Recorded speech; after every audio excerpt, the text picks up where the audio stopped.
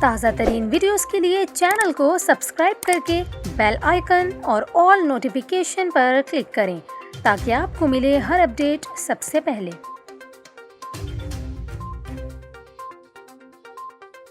اور یہاں پر آپ کو اہم خبر دیں، سندھ اور مکران کے ساحل پر سونامی کا خطرہ منڈلانے لگا۔ ماہرین نے خبردار کیا کہ 1945 میں مکران کے ساحل سے تباہی پھیلانے والا سونامی ٹکرایا تھا اور اب یہ آفت اپنا قدرتی ٹائم سکیل مکمل کر چکی ہے اور مکران کے سمندر میں موجود سبڈکشن زون کافی سرگرم ہے، جو کہ اب شدت اختیار کر رہا ہے۔ آپ کو بتائیں، سندھ مکران کا ساحل قدرتی آفات سے گھرا ہوا ہے، لیکن اس کو سب سے زیادہ خطرہ سونامی سے ہے۔ مکران کے ساحل سے 50 کلومیٹر دور ایک سبڈکشن زون ہے، جس کی حیثیت سمندر میں موجود ایک ایسے ایٹم بم کی ہے جو کسی بھی وقت پھٹ سکتا ہے۔ بحیرہ عرب میں سونامی آنے کی صورت میں گوادر اور مکران کا ساحل سب سے زیادہ متاثر ہو سکتا ہے اور یہ کراچی کو بھی اپنی لپیٹ میں لے سکتا ہے۔ اس حوالے سے ماہرین کہتے ہیں کہ قدرتی آفات کی پیش گوئی ممکن نہیں، لیکن ان کے نقصان دہ اثرات سے بچنے کے لیے منظم منصوبے کے ساتھ عمارتوں کو اس طرح تعمیر کیا جانا چاہیے کہ وہ زلزلے اور سونامی کا مقابلہ کر سکیں اور کسی بھی انسانی المیے سے